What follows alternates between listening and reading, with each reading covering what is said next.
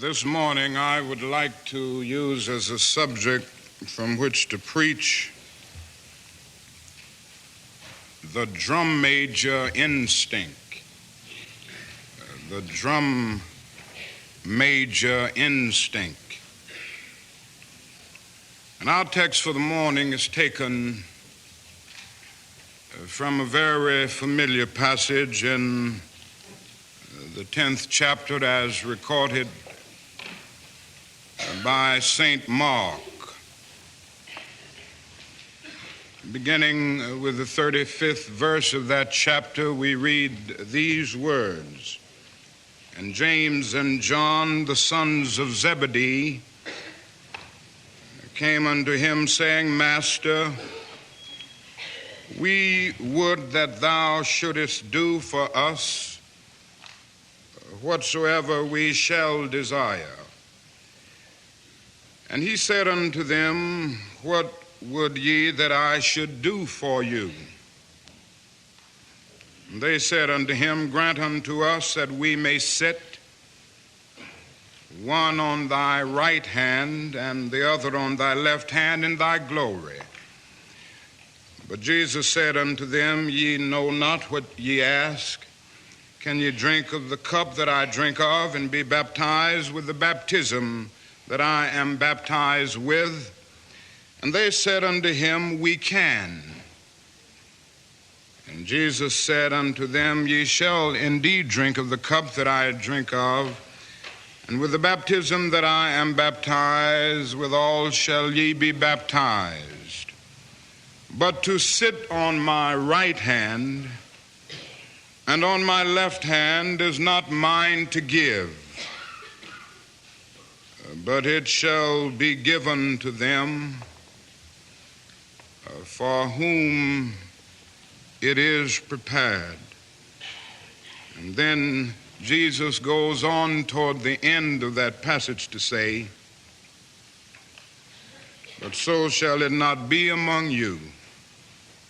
But whosoever will be great among you shall be your servant, and whosoever of you will be the chiefest shall be servant of all. The setting is clear. James and John are making a specific request of the Master. They had dreamed, as most of the Hebrews dreamed, of a coming king of Israel who would set Jerusalem free and establish his kingdom on Mount Zion, and in righteousness rule the world. And they thought of Jesus as this kind of king, and they were thinking of that day when Jesus would reign supreme as this new king of Israel. And they were saying, now, when you establish your kingdom, let one of us sit on the right hand and the other on the left hand of your throne. Now, very quickly, we would automatically condemn James and John, and we would say they were selfish. Why would they make such a selfish request? But before we condemn them too quickly, let us look calmly and honestly at ourselves, and we will discover that we too have those same basic desires for recognition, for importance, that same desire for attention, that same desire to be first. Of course, the other disciples got mad with James and John, and you could understand why, but we must understand that we have some of the same James and John qualities. And that is deep down within all of us an instinct. It's a kind of drum major instinct, a desire to be out front, a desire to lead the parade, a desire to be first. And it is something that runs the whole gamut of life. And so before we condemn them, let us see that we all have the drum major instinct. We all want to be important, to surpass others, to achieve distinction, to lead the parade. Alfred Adler, the great psychoanalyst, contends that this is the dominant impulse. Sigmund Freud used to contend that sex was the dominant impulse, and Adler came with a new argument saying that this quest for recognition, this desire for attention, this desire for distinction is the basic impulse, the basic drive of human life, this drum major instinct. And you know, we began early to ask life to put us first. Our first cry as a baby was a bid for attention. And all through childhood, the drum major impulse or instinct is a major obsession. Children ask life to grant them first place. They are a little bundle of ego. They have innately the drum major instinct. Now, in adult life, we still have it, and we really never get by it. We like to do something good, and you know, we like to be praised for it. Now, if you don't believe that, you just go on living life, and you will discover very soon that you like to be praised. Everybody likes it, as a matter of fact.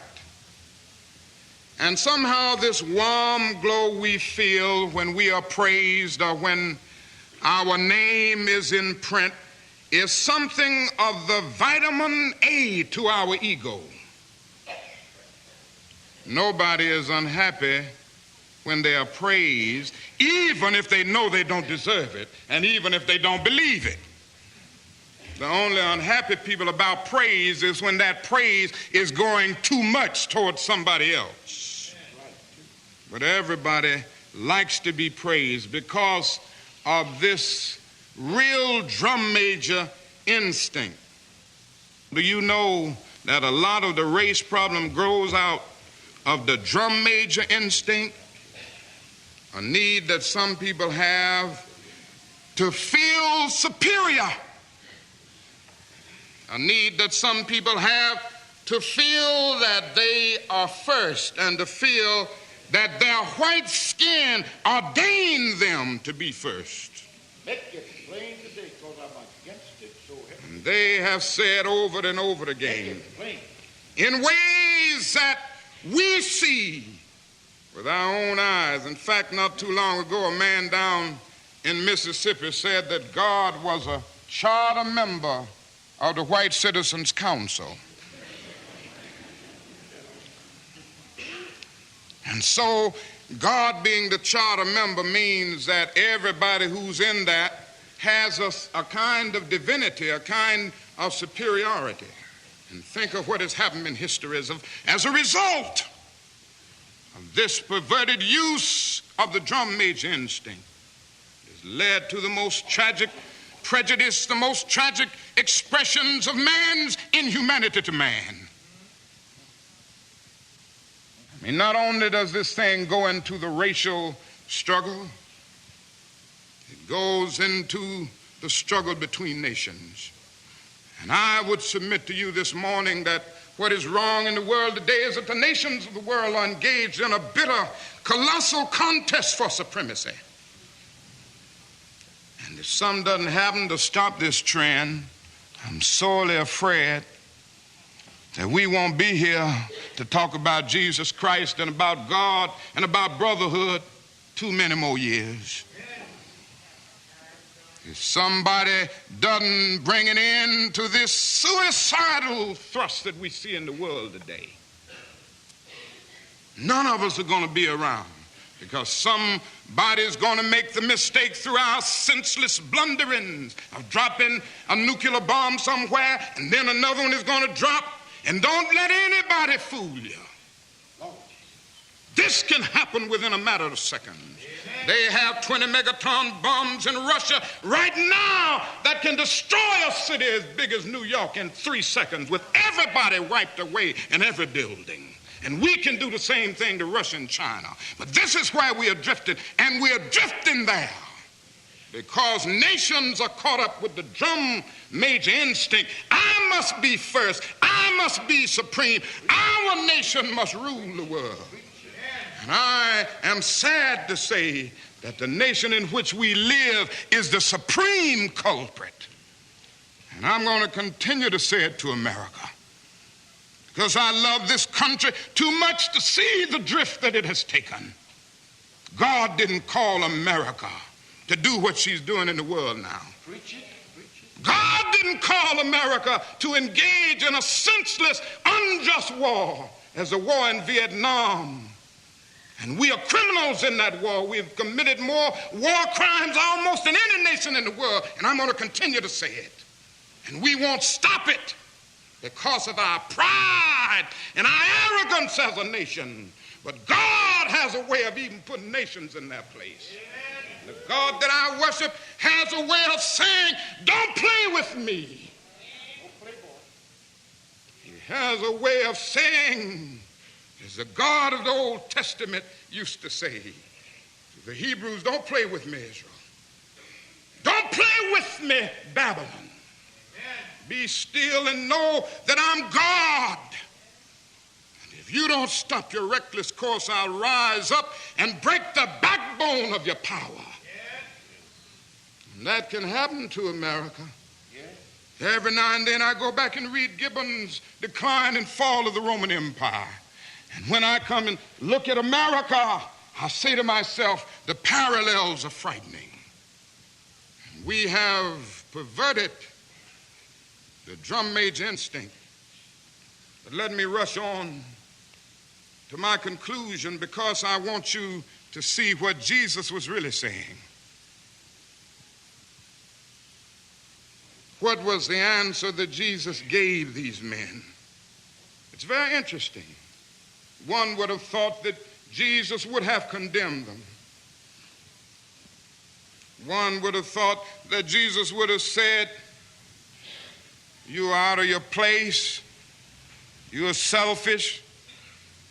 Why would you raise such a question? But that isn't what Jesus did. He did something altogether different. He said in substance, oh, I see. You want to be first?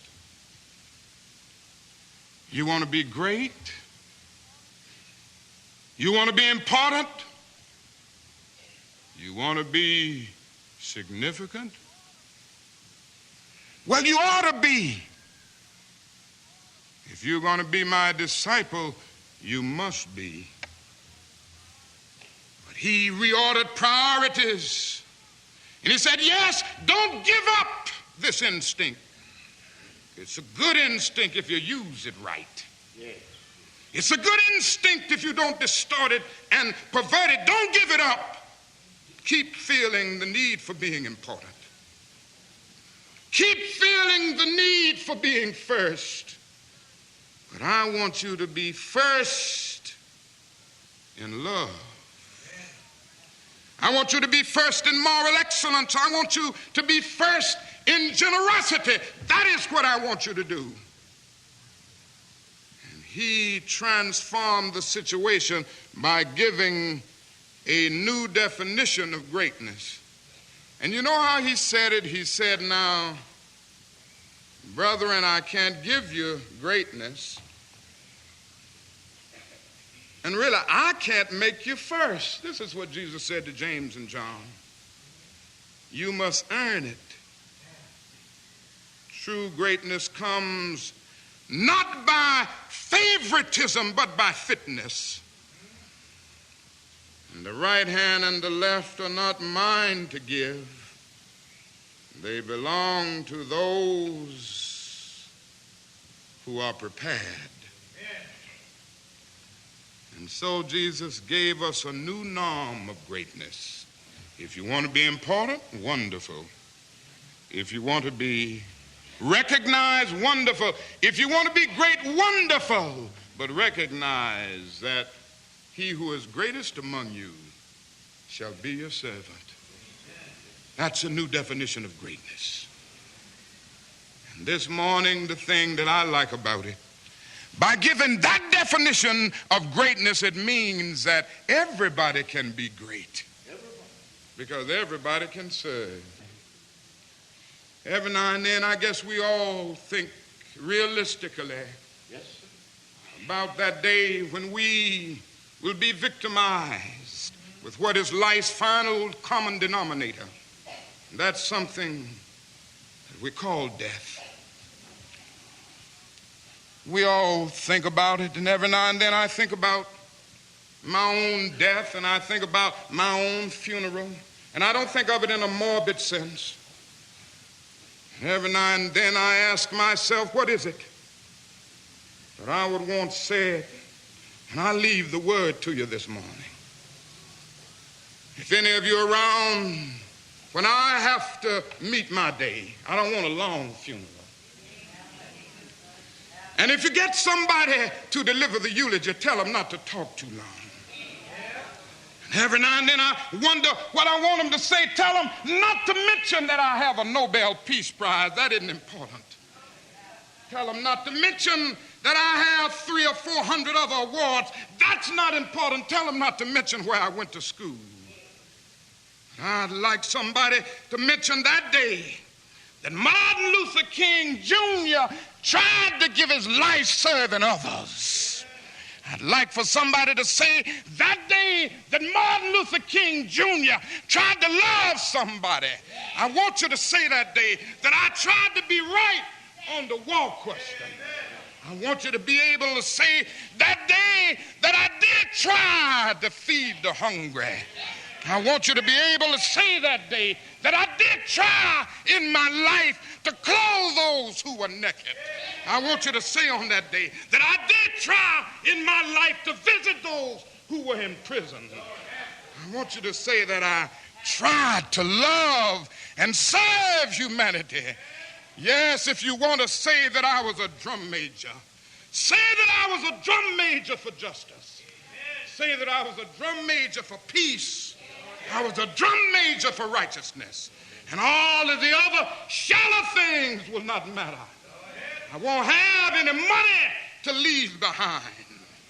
I won't have the fine and luxurious things of life to leave behind. But I just want to leave a committed life behind.